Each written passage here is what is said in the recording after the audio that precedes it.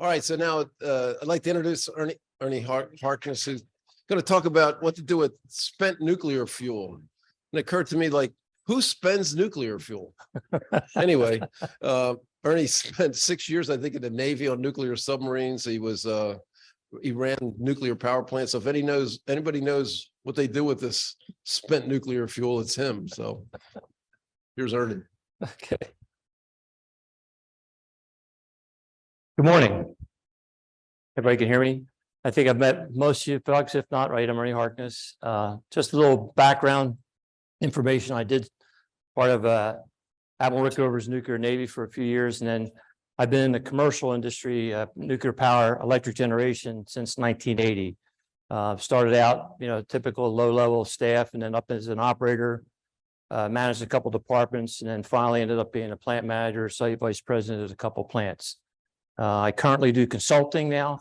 I sit on nuclear safety review boards, which is a nuclear regulatory commission licensed the plants in the United States, and they're required to have an independent nuclear safety review board that reports to their chief nuclear officer. So I've done that for about 20 plants. I currently sit on 5 now. I'm backing off. It's interfering with golf. So, but that's a lot of what I do now. And I also support the Department of Energy litigation support, providing expert opinions on cases involving spent nuclear fuel, where the Department of Energy was supposed to start receiving it in 1998. We'll talk about that during this talk. So with that, I'm going to go ahead and start. Spent nuclear fuel in the U.S. Some caveats to this. Today, I'm speaking strictly about plants in the United States. Okay, there's similar issues that are international, a little bit similar, but there's a lot of different designs of the plants. And not to get too crazy, I really want to keep it centered on the United States. Okay, so what we're going to talk about is, if I can figure this out. There we go. What is spent nuclear fuel? Where is it stored? How do you transfer it? Storage of it, and what's the future of spent nuclear fuel storage? So let's start a little bit of a background into how a nuclear power plant works and how this fuel actually becomes spent. We call it spent nuclear fuel. In the industry, we like to call it used fuel, because actually when the fuel assembly is pulled out of the reactor, there's still a lot of good fuel left in it. But the term spent nuclear fuel is the one that's been used, and we'll go forward with that. So how does a nuclear plant generate electricity? Well, the nuclear reaction generates heat. It creates a pressurized steam that turns a steam turbine. Once the steam is generated, downstream of the nuclear plant is identical to a fossil fuel plant running coal or gas or oil, in creating steam and creating electric generation. Like, the only difference between fossil plants, wind, hydro, gas, is how the steam is generated or the mode of power for the generator. Right? The power plants in the United States are what are called light water moderated plants. And I'll define the moderator part of that. But by light water, it's just regular distilled water, H2O. But I separate as light water because there are plants that use heavy water, like in Canada, where they use deuterium or H2O2, which is heavy water. It's got a larger cross section, which I'm not going to get into detail, but it's different than a light water plant. In the United States, the moderator facilitates the chain reaction, which I'll explain, to support the criticality and reactor core coolant. Okay, so this is a pressurized water reactor. The only difference here is in the steam generator. So the reactor core will heat water and make steam and then turn your power plant. Okay, and then this is what's called a boiling water reactor. Let me just step back for a minute. These were made by Westinghouse, Combustion Engineering, and Babcock and Wilcox in the United States. The boiling water reactor is a GE plant, okay? And the steam is actually generated in the reactor itself, which goes to turn the turbine and make electricity. So obviously you'll hear the terms PWR, BWR. That's the difference. It's basically the only two designs that are licensed in the United States for operating right now. Okay, nuclear physics. Let me put this up here. Now, for those of you who are technical in mind, I'll try and walk through this here. You have a this is uranium-235. Natural uranium is uranium-238, and a certain percentage of it, less than 1% natural, is uranium-235. Uranium-235 is what generates the fission. That's the fissible material. In the United States, well, in order for the plants to run, we enrich the uranium. It's called enriched uranium. So it'll be uranium-238 enriched with U-235. In the United States, by the Nuclear Regulatory Commission's laws, we in the US for commercial use cannot be greater than 5% enriched. That's an important number, that 5%. To put in perspective, in the nuclear submarines and the nuclear aircraft carriers in the military is allowed to go up to like 98% enriched uranium. And that's why they can run for 15 years without refueling, or 20 years. And quite frankly, in order to explain the difference between a military reactor and a civilian reactor, it's like to explain the difference between a Dodge minivan and a Lamborghini, okay? The military reactors are just really tough, very responsive, and it's a whole different ballgame. I'm going to speak mostly to civilian reactors in today's discussion, all right? So a slow neutron right here will hit uranium-235 and it causes a fission. That fission will release other neutrons, okay, and they're called fast neutrons. We're into quantum mechanics, or whatever they want to call it. Just safe to say that it produces fast neutrons, right? The fast neutrons will go into what I call the moderator, and in the US, it's light water. And those fast neutrons will interact with water molecules, and they'll hit, and that will slow down that fast neutron. As that slows down, then it goes on to create another fission. And that's the chain reaction, where you have the fission, the fast neutron, you slow it down, hits another one, then you have a chain reaction.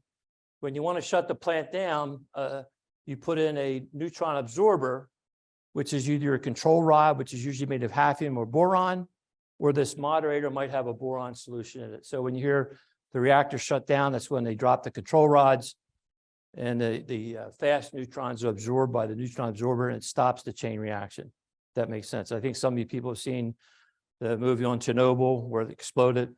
Now they were in the US, your plants have to be designed for negative reactivity coefficient. The Russians had a positive. When they dropped the control rods, it actually increased power. But that's how you control the power of a reactor.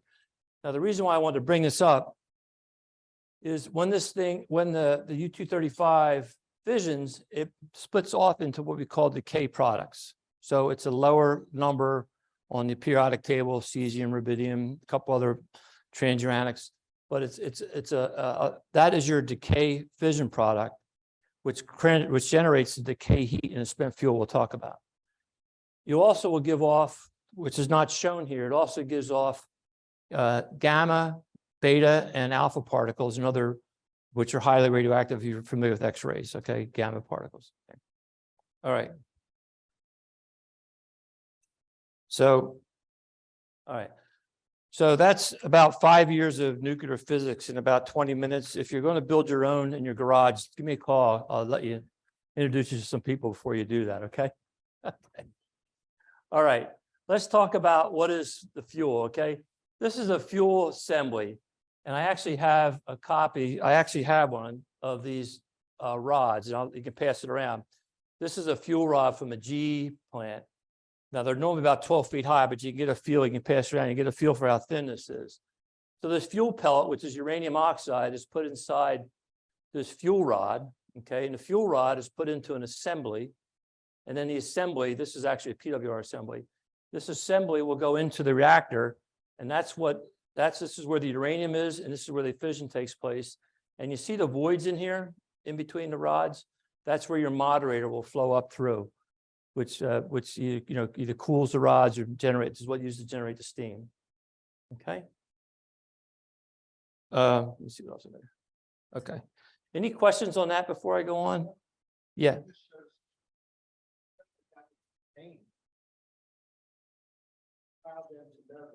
Small diameter. That's the trick. This is a zirconium alloy, and when you control the reactor, you have to control the actual level of power so that you don't rupture that tube. That's part of the. I can go into that later, but that's part of the trick so that you don't. When they say you have to control the reactor, that's one of the reasons why, because you can see how thin it is. Okay. All right. some facts. New fuel does not give off radiation. It can be handled. It can be handled as shown. This is new fuel. This is also a PWR assembly, but when it's brand new, you can go right up to it and you can touch it. Okay. Once it's in the core, it becomes irradiated and it gives off radiation and heat. So there's the famous blue glow everyone's familiar with. This is the actual reactor itself. You can see where they pull the assemblies out. These are the assemblies. This blue glow, this is a rod that just came out of the refuel in the reactor. It's going to go into a spent fuel pool. This blue glow is actually not blue. It is blue, but it's actually because the radiation is so high that the energy level is actually greater than the speed of light in that medium, water. If you actually pulled it up in the air, the blue would go away. So it's called a Chernkov effect, and that's what causes it. And this is very highly radioactive, and we'll talk about how we have to store that a little bit further down the road. Okay, after about 5 years, you can go ahead and put it into, when it initially comes out of the reactor, you'll put the spent fuel into the fuel pool. This is actually full water. They're usually about 40 to 50 feet deep. And these are the racks where you'll put the fuel in. And the level of having that water is for radiation shielding, okay? You can't go near those assemblies at all if it's not shielded. You'd be dead before you even got to it, all right? So this is all radiated, and you typically have to have about 8 to 10 feet of water above an assembly when you're handling it. Okay, yeah, 18 feet tall, located on 20 feet of water. They're stored in these casts.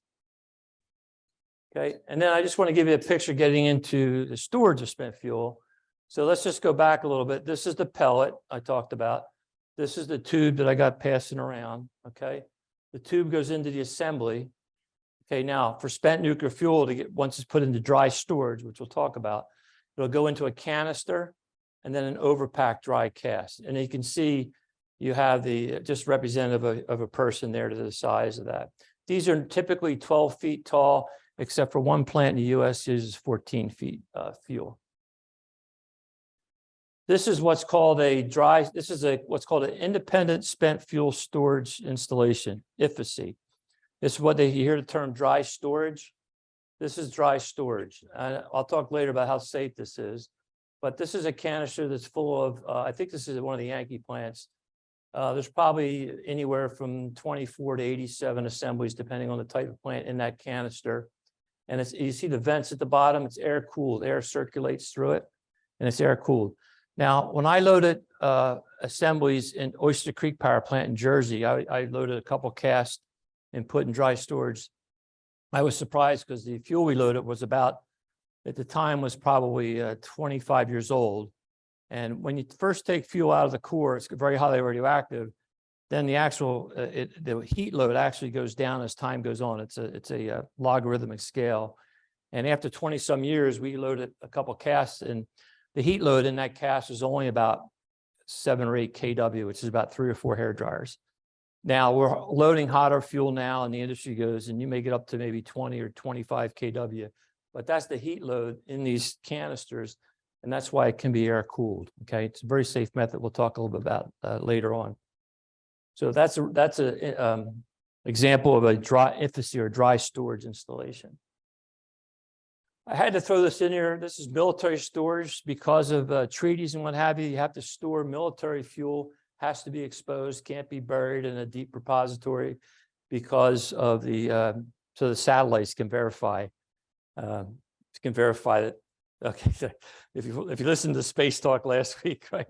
But this is so the countries can verify that you're actually taking apart the submarines and the nuclear stuff. Okay, this is just Yucca Mountain, which you're going to talk about. You hear a lot about Yucca Mountain. Yucca Mountain will probably never come to fruition. And this is the idea was you would store it in a deep radiological depository in Yucca Mountain. We'll talk about that. That's kind of been shot down. Okay, so transportation. So let me just explain this. So you have a reactor, it's shut down. You take about 1/3 of the core out each refueling outage, okay? And you replace it with new fuel. That fuel you take out is what we call spent nuclear fuel. It'll initially go into a fuel pool, which I showed you a picture of. Usually stays there from anywhere from 5 to 20 some 30 years whenever they're ready to put it in dry storage. And then you have to take it into a storage cask or a transportation if they're going to transport. We are currently not transporting fuel, and I'll go into that a little bit later here. Okay.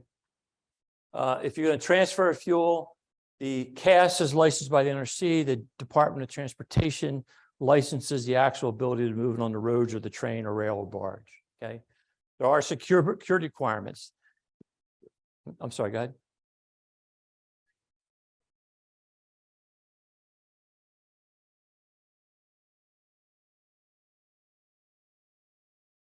So every 18, I'm sorry, the question is, what is the volume of the amount that's taken out? Okay, so on a boiling water reactor, you usually have around 780 assemblies. So every 18 months or 24 months, depending on the license, you'll probably pull out about 230, 240 of them and replace them, okay? So same question, but that picture you showed of the dry storage. Yep. How many years of spent nuclear fuel is that? That's probably about 30 or 35 years, depending on the side of the plant. Okay, because I think this is one of the decommissioned Yankee plants. Okay. The security, and I'm going to show you somehow it's transferred over barge and rail. But when you transfer a spent fuel cask, you got to have a security detail with it. You have to have emergency plans. You got to deal with the local municipalities. They have to have emergency plans in their, for example, if I'm going to run it through Delaware County has to have an emergency plan in case there's an event with a an accident or something like that. It's really complicated, and those security guards are well armed. Trust me, and they're changing the rule now to even allow enhanced weapons, which is coming up in the next year. The transportation vehicle, it's a specific design, and it must comply with federal, state, and local regulations. It can be in a cask. The transportation cask could be in a truck, a barge, or a rail. Rail is preferred due to higher payload. And also you have to understand when you start seeing the cask, they're limited to size and weight because they got to go through train tunnels, and also the railroad tracks have to support the weight. This is a rail cask. So number one, that's the canister I showed you a picture of. This is the transportation cask. Okay, they'll have impact limiters on the front and back, and as part of the testing, in case there's an accident, that limiter will obviously cushion the fall, like your bumpers on your car. And a railroad car. The trains will probably deliver most of the waste, or should be. This is about 130 tons, and it's more than 3 times the highway. It's more than 3 times the highway limit. So you really want to go rail, but some plants don't have rail access, and they might have to go to trucks, which are limited to 40 tons. This is what it looks like on a rail car. So this was when the DOE transported some commercial fuel from a demonstration project in New York to Idaho. This was 125 metric tons when fully loaded. You can get just an idea of the size. This is on a locomotive, and then you'd also have obviously a caboose on here and guards all around the place, and a lot of communication and what have you. This is a truck cask. All right. We used to do reprocessing. I'm going to talk about that in a couple of minutes. And a lot of the plants were designed just to handle a truck cask, and that'll handle about 40 tons. You can see the difference in size.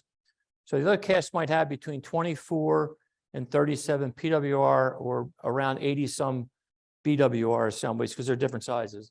This would handle approximately 3 or 4 fuel assemblies. So you get very small amount you would take off and be processed, but it could be driven on the road because of the weight limit. Okay. This is what would handle a large cask. This is not a spent fuel cask. This is a radioactive waste cask, but a spool cask would be the length of this truck. And you can imagine this thing, I could just see myself going to the Waretown Board of Supervisors down in Oyster Creek on Route 9 and say, I'm going to tie up your Route 9 for a whole summer transferring casks. I'm sure that will go over big, but that's kind of the thing you got to deal with. I mean, this is the whole operation, getting this thing on the road. Huh? I think they call it a 96 wheel. I never counted them, but there's a few trucks that can do that. Okay. Okay. So storage. Where am I missed one? Okay. This modern technology. Okay, just some information on CAST. As I told you, as a spent nuclear fuel, as it decreases exponentially after it's removed from the reactor. Also, so what's the number of casts? So currently there's 3,900 or so casts stored in the US at approximately 81 sites as of February 2022, just to give you a feel for how many casts are out there, 3,900.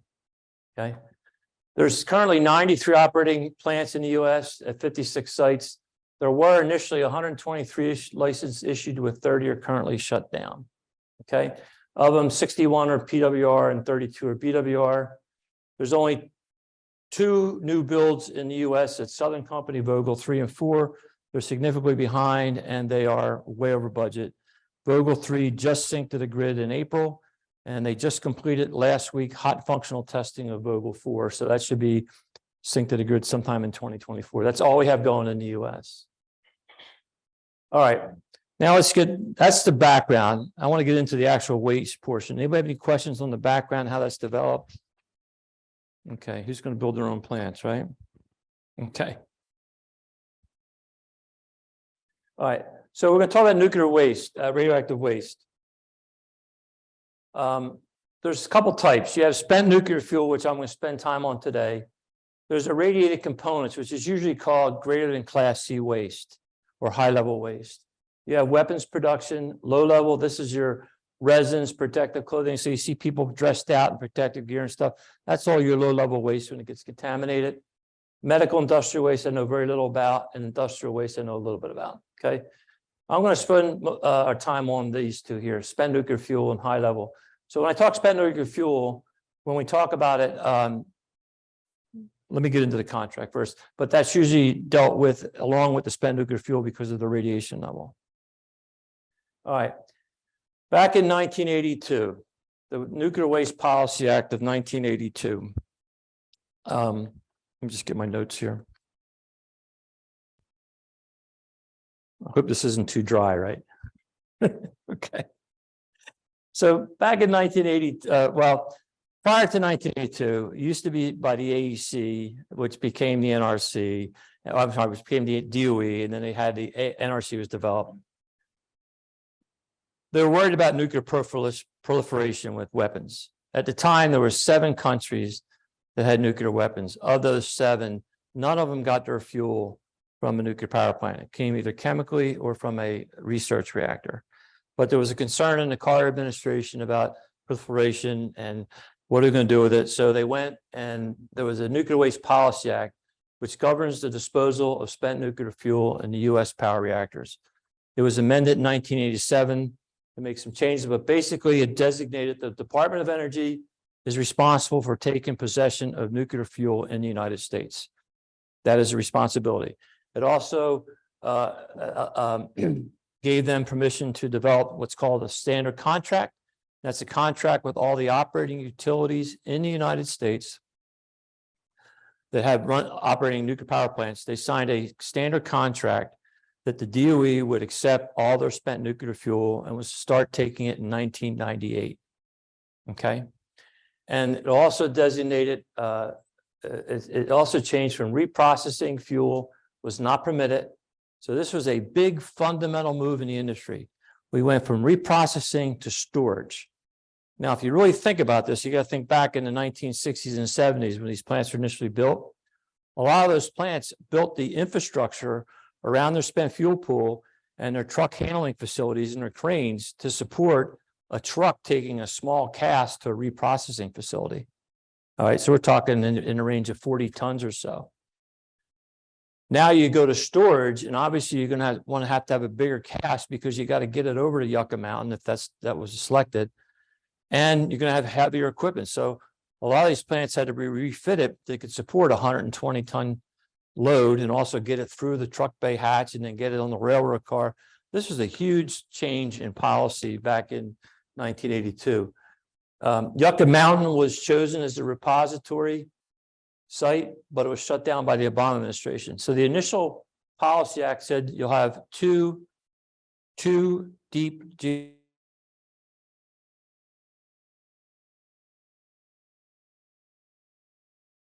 to say it was only one, and it would be Yucca Mountain. Through political opposition, Yucca Mountain was finally shut down by the Obama administration. The Department of Civilian Waste Management is responsible for collecting spent nuclear fuel. The director at the time, several years back, was Ward Sproat, who's a Philadelphia guy, used to work for PICO, was the director, and he actually got the license through and got a safety evaluation report and an environmental impact statement issued on Yucca Mountain, which would put it through the licensing process to put it in place. Nevada and the Obama administration were opposed to that and shut it down. So now there is no place to put fuel in the U.S. right now, as far as a deep radiological deposit. It's going to be deep, like a deep geological depository. Okay, so that's a problem. Interim storage by the Act is not permitted until Yucca Mountain's in service. So the Act said there could be interim storage before you get it to Yucca Mountain, but it said you can't build that until you build Yucca Mountain, because the intention was they didn't want to build an interim storage and never do Yucca Mountain. Okay, so that's how they came through. This is a pretty big deal, and this is some of the things I really want to talk about today to put it in perspective. All right. The DOE was supposed to start accepting fuel in 1998, never executed due to no storage location and lack of infrastructure. Now the utilities, that act also allowed the DOE to collect a fee. It was to be a cost recovery program, collect a fee from all the operating utilities that would buy them. So depending on how large your plant, if your plant was 1,000 megawatts, so as a percentage you would pay each year to the DOE and to the Nuclear Waste Policy Fund. Okay, and that was supposed to fund the disposal of spent nuclear fuel. All right. Utilities are now suing the DOE for a refund because the DOE is not accepting fuel. It's a breach of contract. Actually, that's where I get into a lot of litigation support on that. It's interesting, the litigation is settled out of the regular fund and not from the Nuclear Waste Policy Fund. So it's interesting dynamics there. All right. So let's talk about Yucca Mountain. In my opinion, I'm not sure that was the best way to proceed. I'm not sure it was the best design. Other people, if you talk in the utility in the industry, there's a lot of ideas, a lot of thoughts about it. But let's talk about the facts. Yucca Mountain had a capacity of 70,000 metric tons of uranium. Now that's just the actual fuel itself, not the cast and everything. Right?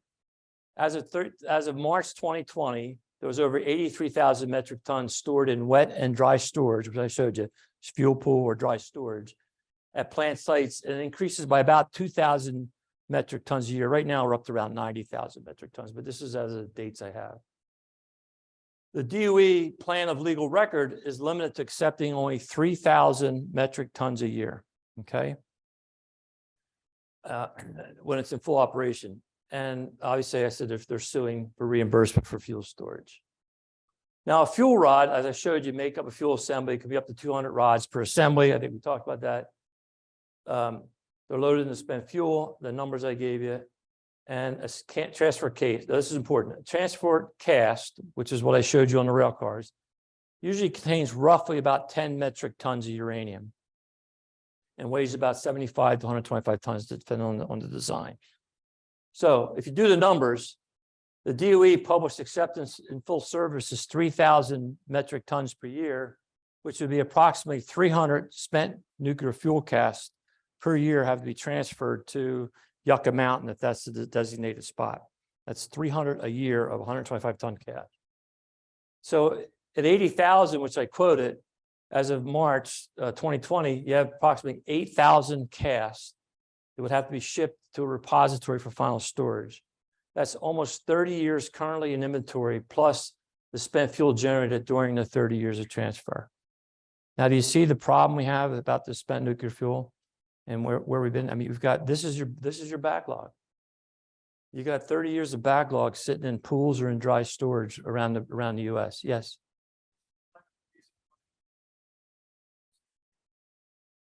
No, there's other reasons. Most of the plants that are shut down now is either because they had some aging issues or equipment issues that were too expensive to fix. fixable, but too expensive, or due to politics being like the plants that are in not in regulated markets having a hard time staying solvent because of the electricity prices. But you can see that this is a problem, okay? And it's in over 30. But yeah, these are the numbers from 2 years ago. The reason why I didn't put exact numbers in is because it changes every month depending on who's having a refuel outage. Okay, but yeah, you basically got 30 years of inventory. If you can only transfer 3,000 per year, they may upgrade that. And if there's a place to put it, which there's no place to put it right now. Okay.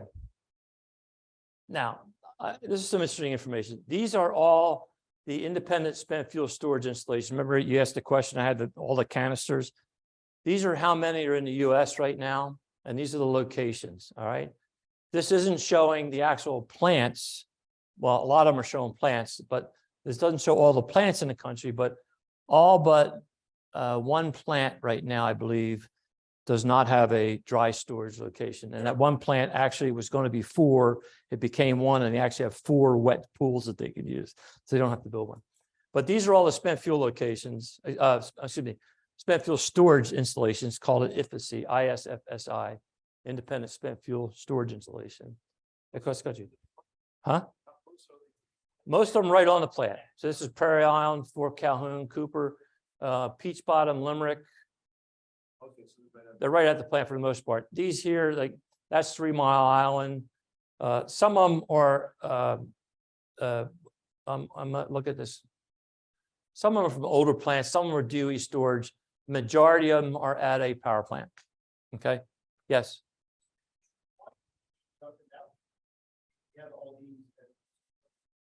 Very good question. Let me get to that because I have some opinions on that. That's a great question. And actually, when Yucca Mountain came, how much time do I have? Huh? I'm good. I'm waiting for him to stand up. When Yucca Mountain first came about, a lot of people were just like, what are you talking about? You know, that's really a big effort to get it into there, if it even gets approved. And here's another interesting diagram, which I think is even more interesting. These are the routes they would have to take to Yucca Mountain, right here. So this map shows a route for transport. Now, I tell you, the numbers are different because depending on the year. 70,000 metric tons of spent fuel and high-level waste, which is also part of it. There will be 2,800 rail shipments and 2,700 highway shipments going through 75% of the congressional districts of 4 states. That's from May of 2017. Now, do you want to go negotiate with those governors to get this through the state? I mean, this is an issue. I think it is. But this is the route it would take. Pretty crazy. Okay. And just to give you an idea, you're going to have 300 of these going through across the country every year. Of this. Yeah. Well, I didn't go through the requirements. I could do that at some point, but they're really significantly tested for accident conditions and normal use. All right, going forward. Storage of spent nuclear fuel is not a technical engineering or an NRC DOT regulation problem. It is strictly a political issue. Okay. We developed methods to store and transport and change fuel. To transport spent nuclear fuel. For the most part, it is technically solved. There is no technical issues on storage of spent nuclear fuel. It's a political issue on where you're going to put it. In order to change the law, Congress is going to have to change the Nuclear Waste Policy Act. Now, I don't know if I can envision any politician in the next 15 or 20 years wanting to take this on, if you understand what I'm saying, okay? This is difficult. I mean, to me, this is where the issue gets real sticky, okay? How much do you want to support it and the money? Congress, they have to change the law of any method other than the deep geological repository, Yucca Mountain selected. So anything other than that, the law is going to have to be changed. That's in the current law. And public perception of disposal must change for acceptance of the storage method. And if we were to reprocess, that would also require a law change. Okay. Now, some of the internationals do reprocessing. There are problems with reprocessing, but it's certainly technically feasible and solvable. Okay. Yes.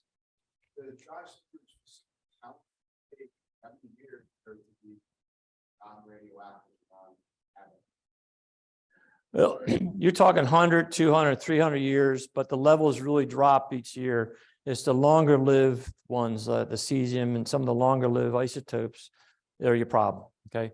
Now, interesting part I was going to mention that fuel that's stored.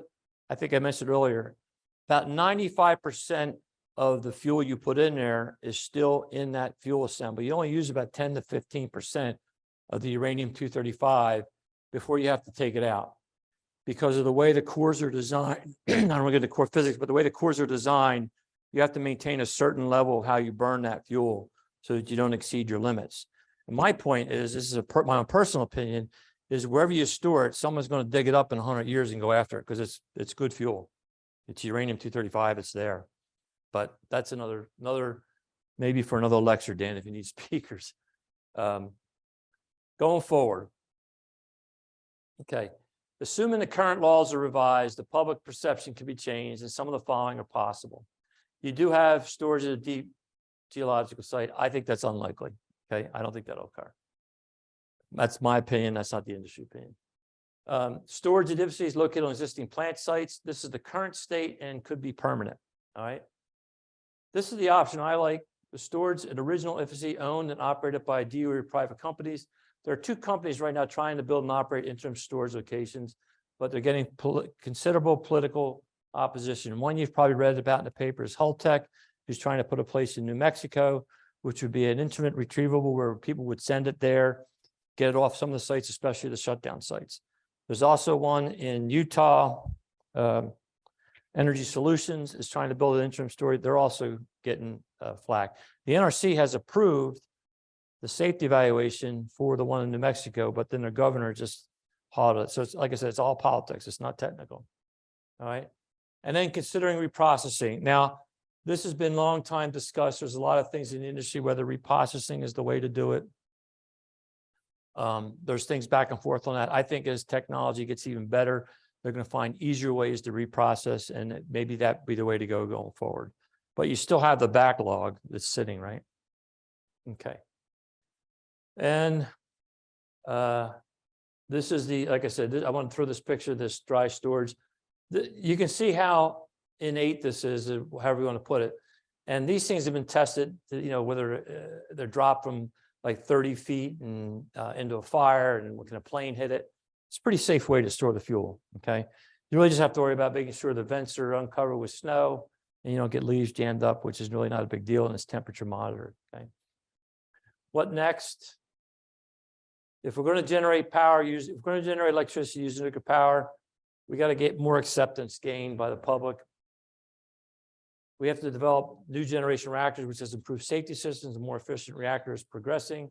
And the spent fuel issue must be addressed if we're going to progress. Okay.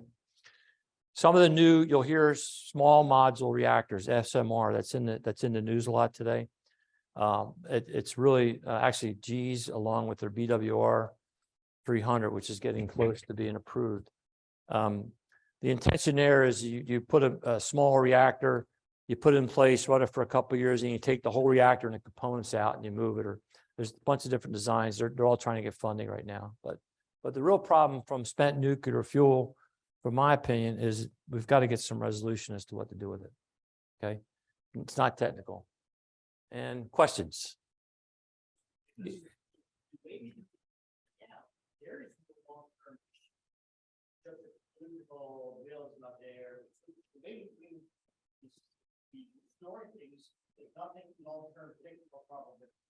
No.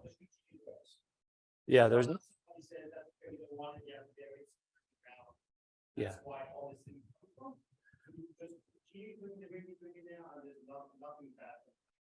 If we continue loading the fuel into the fuel pool and in the dry cache storage, there's nothing going to happen. It's fine. You just have to put it in dry storage. We are right now, they're rated for like 100 to 200 years. That's what's a huge factor of safety. And the NRC is actually doing analysis like what happens to a cast, aging of a cast if it's in there for 100 years. In addition to that, the new cast, I didn't go into the types of cast because it's too technical, but there's a cast and there's a canister. I showed you a canister.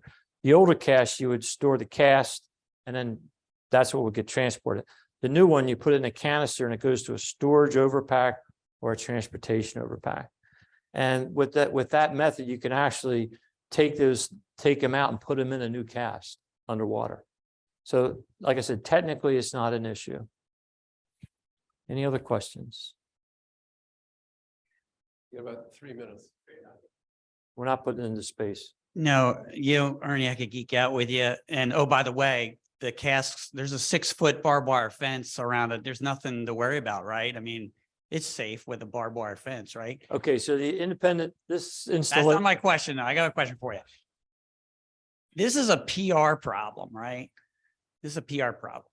Given it's a great source of carbon-free energy, who's going to do the PR? Who's paying for the PR to educate? Because it's complicated.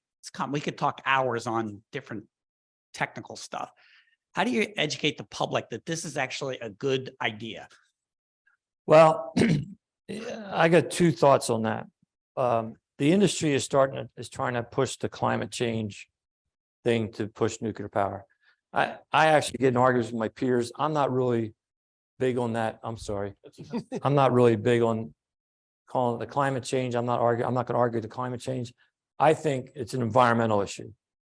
Okay. Solar panels and wind have a lot of environmental problems. This has less of an environmental. Everyone has an environmental problem. I think this has less of a problem and it's more manageable. The industry has been trying to do it for years, and it's, in my opinion, it's going to have to come down to a politician that's going to back it and change the law. I have a solution. We'll just have Ernie go around and give this talk, right? I hope that was educational, but I mean, it just shows you the problem. Well, you broke new ground here, Ernie. We never had nuclear physics in the AM connections before, so. Don't do it on your own. All right. Anybody have any other issues? We got 1 minute. All right. Don't forget to sign the chits. Don't forget to sign up. Don't forget about cradles to crayons. Crayons to I have that right? This Friday, 12:30 at Liberty Hill. Don't forget about don't forget that 2 weeks from now at the symposium, don't show up at 7:30, right? Show up at 11:45. All right, everybody have a great week.